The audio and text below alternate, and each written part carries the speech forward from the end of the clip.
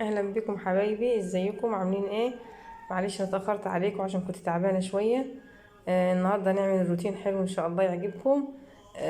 تعالي نشوف هنعمل الغسيل. اهو انا مجهزه الغسيل اهوت من بالليل. هبدا اشغل الغساله. بسم الله.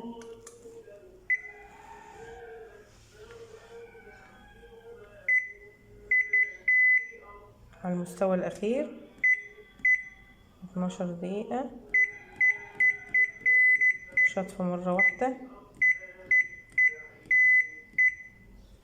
الغسالة دي انصحكم يعني تجيبوها، جميلة جدا وبتريح خالص. اهو كده جميلة جدا ومريحة جدا. انا جايباها بقالي فترة ومريحاني خالص. انصحكم لو ما حدش عنده الغسالة دي يجيبها، توشيبا العرض. هنبدأ بقى نحط المسحوق.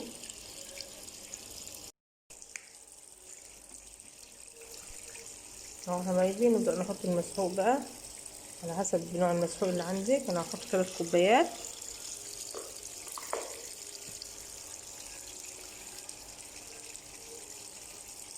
كده، وممكن تحطيه في الدرج بتاعها ده تنزل فيه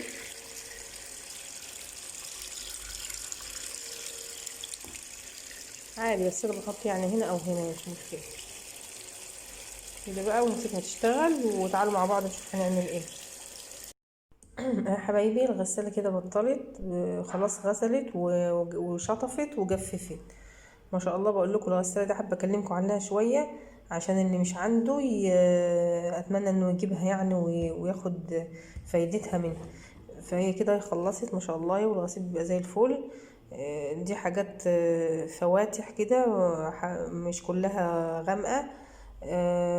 بغسلها مع بعضها و... ولو عايزة اغسل ابيض بملى الغسالة واشغل بس برنامج الغسيل بس.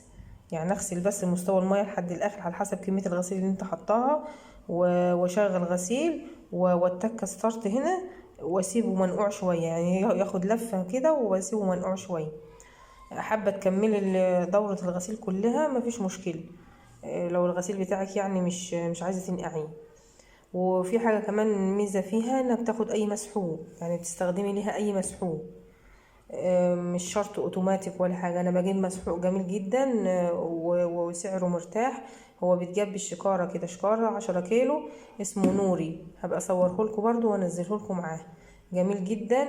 والشكارة سعرها تقريبا 73 جنيه، 75، 10 كيلو.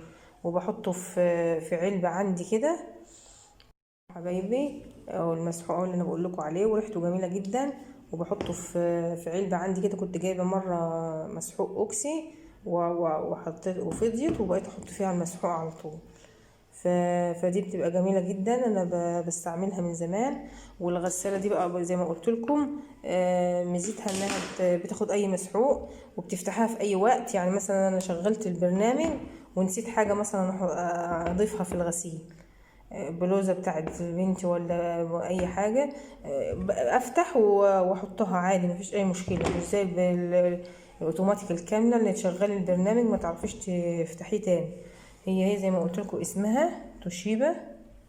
هي دي 10 كيلو، وما شاء الله الحلة بتاعتها واسعة خالص، وفيها نظام لغسيل الشطف التقيل، وفيها الغسيل التقيل برضو، وفيها البطانية غسيل البطانية. ازاي تغسلي البطانية وتعمليها تلفيها بطريقة معينة كده. وما شاء الله يعني مريحاني وجميلة جدا. اتمنى ان انتوا تجيبوها. ولو عايزين تستفسروا على اي استفسار انا اقوله لكم ان شاء الله في القريب يعني. وهي بقول لكم والله العظيم جميلة جدا. الحلة بتاعتها ما شاء الله واسعة، هي 10 كيلو. هي دلوقتي انا مش عارفة النظام بتاعها شكله ايه، ويعني غسلت وشطفت وجففت. يا دوبك انا هاخده دلوقتي، هو ناشف اهو، يعتبر ناشف خالص مفيهوش اي مية. هاخده انشره بقى وخلاص. ولو عايزين اي استفسار هقول لكم عليه. هعمل لكم بقى النهارده مكرونه ان شاء الله تعجبكم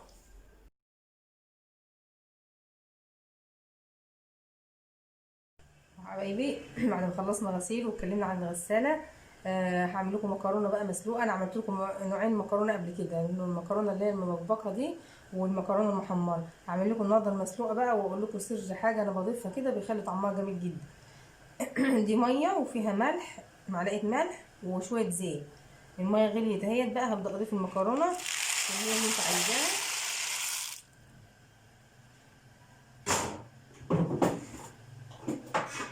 معلقه،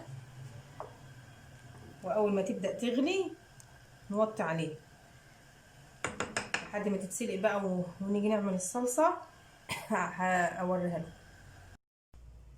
اهو حبايبي. المكرونه اتسلقت اهي واستوت ما شاء الله، جميله اهي. هصفيها بقى ونبدا نعمل الصلصه مع بعض. اهو حبايبي بعد ما سلقت المكرونه وصفيتها اهي، صفيتها في المصفى اهي على ما نعمل الصلصه مع بعض اهي. هبدا بقى اعمل معاكم الصلصه زي ما قلت لكم. بخلط الطماطم في الخلاط واضيف معاها ايه بقى المكون اللي انا قلت لكم بيبقى طعمه جميل جدا مع المكرونه. قرن فلفل اخضر او احمر، اي حاجه موجوده عندي. انا ما كانش عندي احمر، عملت اخضر. وابدا بقى احط الماده الدهنيه اللي انت بترغبيها. انا بحب المكرونه بالذات احط لها زيت، ما بحبش احط سمنه مع المكرونه. اسخن الزيت كويس، وبعدين ابدا انزل بقى بالصلصه كده. الطشه دي برضو بتعمل طعم جامد في المكرونه كده يا حبايبي اهو. بس كده نبدا نقلب بقى ونسيبها بقى لما تنشف خالص،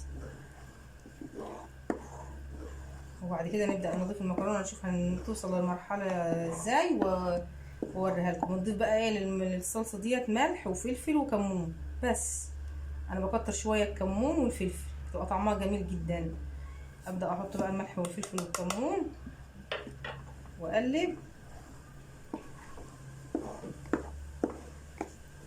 كده زي ما احنا شايفين اهو. مفيش اسهل من كده يعني. تسلقي المكرونه وبتعملي الصلصه بتاعتها مفيش 5 دقايق اهو مع بعض يا حبايبي. هسيبها بقى تغلي لحد ما تنشف ميتها خالص، ولما توصل للمرحله اللي انا عايزاها هوريها لكم. مكرونه الصلصه اهي بعد ما الميه نشفت منها خالص ما شاء الله بقت لونها جميل اهي. نبدا نضيف المكرونه بقى ونقلب. شوفي لونها، بسم الله بسم الله.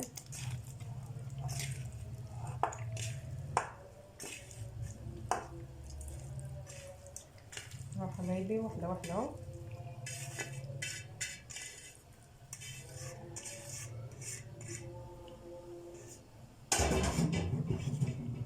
كده بقى نبدا نقلب كده. طالعه جميله ما شاء الله اهي. وتدوقوها كمان هتعجبكم ان شاء الله. لو انت بتحبيها بقى كده ممكن تقلبي وتاكلي على طول وهي سخنه. عايزه تسيبيها شويه على نار هاديه كده تنشف تبقى جميله برضه، انت وراحتك بقى. انا هسيبها شويه بتاع 10 دقايق كده على نار هاديه تشرب الصلصه بتاعتها واغرفها واوريها لكم. اهو حبايبي بعد ما خلصنا المكرونه بقى ما شاء الله طالعه زي الفل اهي، وريحتها جميله. وجنبها طبق سلطه، وانا كان عندي فراخ طيبه في الفريزر طلعتها سخنتها وخلاص. حاجه سريعه كده بسيطه ما تاخدش 5 دقايق. وبالف هنا وشفا ليكم، واتمنى لكم طعام شهي. والى اللقاء في فيديو اخر ان شاء الله. السلام عليكم ورحمه الله وبركاته.